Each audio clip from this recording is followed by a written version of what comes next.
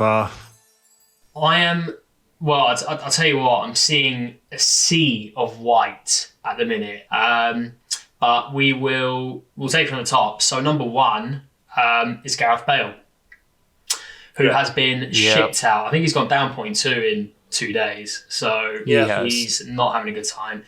Ilkay Gundogan is number 2. Oh.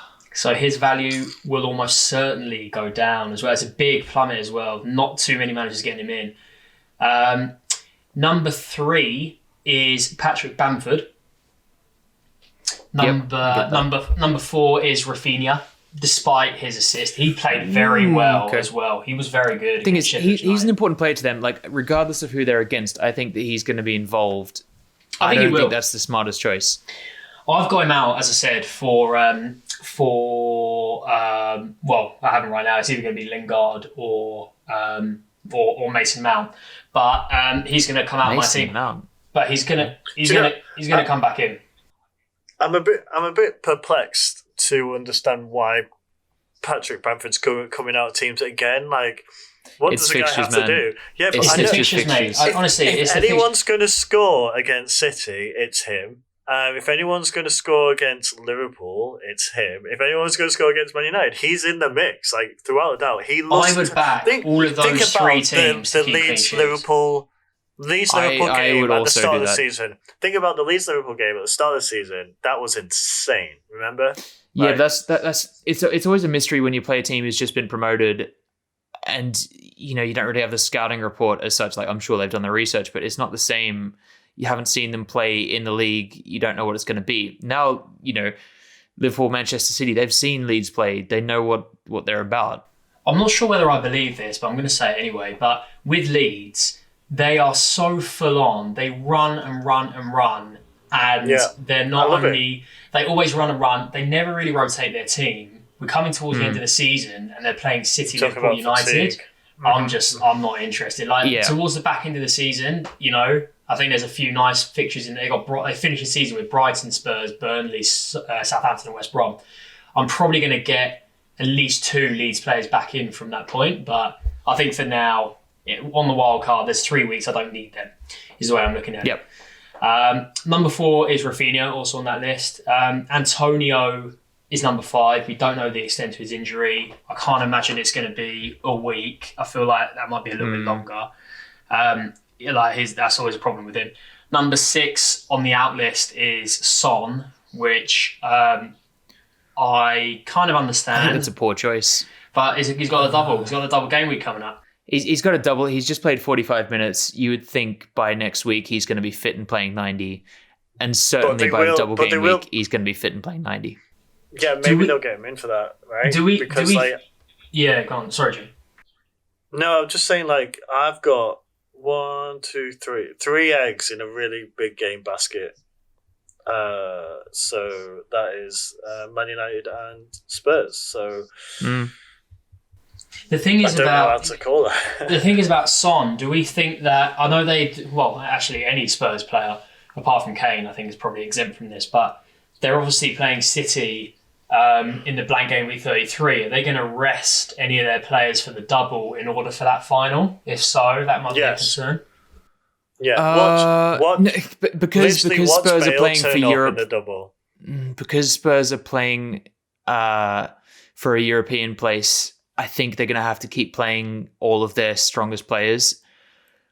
I don't think Son will get rested. I don't think Kane will get rested. I do think players like Bale might play one game. Lucas Moura might get a little bit of rest and play one game. There'll be some other rotation in the squad, but I don't think Kane or Son. Yeah, I think you're right. Back to Leeds for number 7 is Stuart Dallas.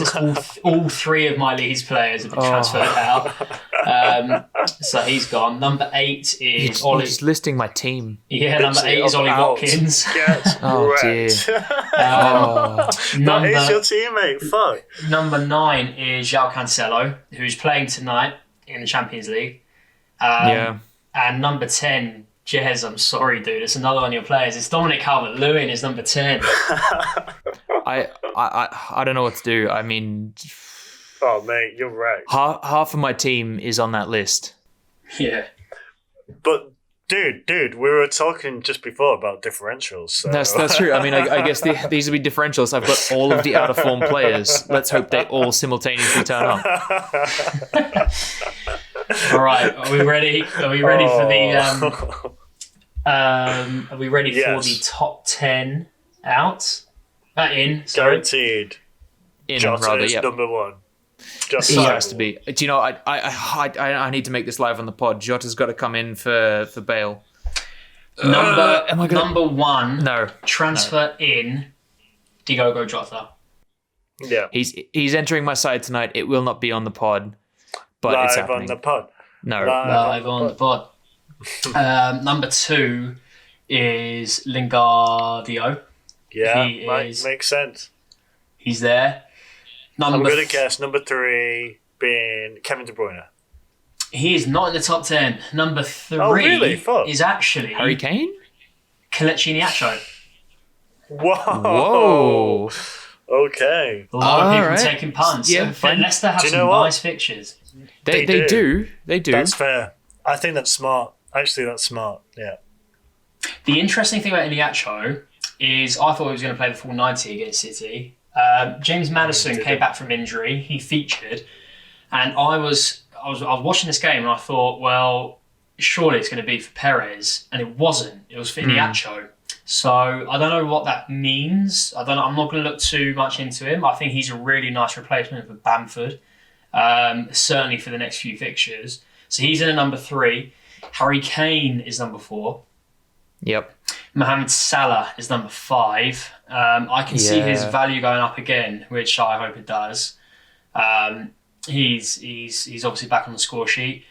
Back on the assist sheet is Trent Alexander-Arnold, number 6, who is a really smart pick. I think if anyone can afford him, he's looking back to his best, and he's very low owned as well. For his standards, 14% is fairly low.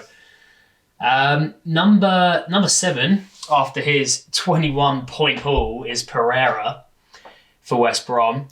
That is a bandwagon and a half. That's a last ditch punt. Yeah, I mean, completely. I think fair. What their fixtures aren't that bad. He's 5.3.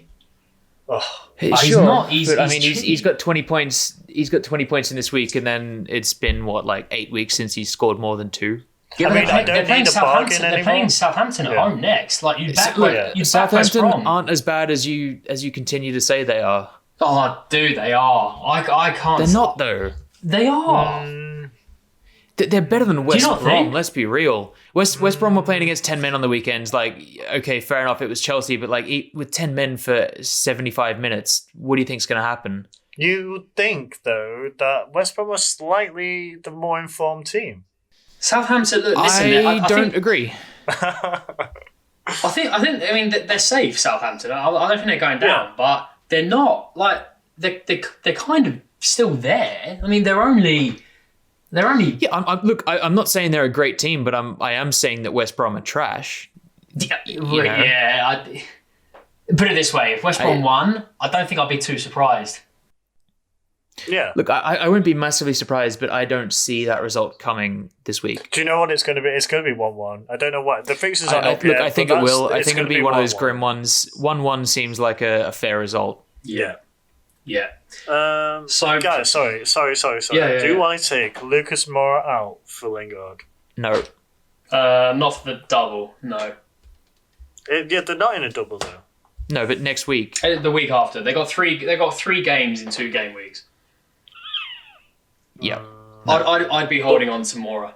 Moura against Man United. I'm not feeling it. I don't know. I feel like there could be goals in that game. Anyway, let's go on with the list. Yeah. We'll carry on. Yeah, Ruben Dias is number 8 on this list. Coming in, yes. The guy that just never, ever seems to... I think he's been rested... once all season. So he's... he's a rock. He's locked into that team. Forever nailed. He's not leaving my team. He's just not. Yeah, smart. Keep him in. Luke Shaw is number 9 and Son is number 10. Son, number 10. Yeah, there you go. Luke Shaw's an interesting one. I don't know about... Actually, United have got some pretty okay fixtures coming up. I was thinking about him for Azpilicueta last week. Luke Shaw on the weekend, even though Brighton looked better than Man United for about 80% of the game, Luke Shaw was one of those players who looked like he was getting forward, and it didn't come off, but he wants to be up there and involved. I think that he's going to be huge in the next 8 game weeks. He'll be in my team already. He's going to be a swap. Either I do Tierney for Trent, but I don't want to triple up on Liverpool because it just like goes against everything I believe in, and or Tierney for sure, but like not yet. Maybe after this game week. Yeah. Right. Yeah. No, definitely. If you got Tierney, like I don't think he's going to play personally, but I would keep him and play him in the hope that he does. Yeah. Because that's a clean sheet, I think, at least. Faff.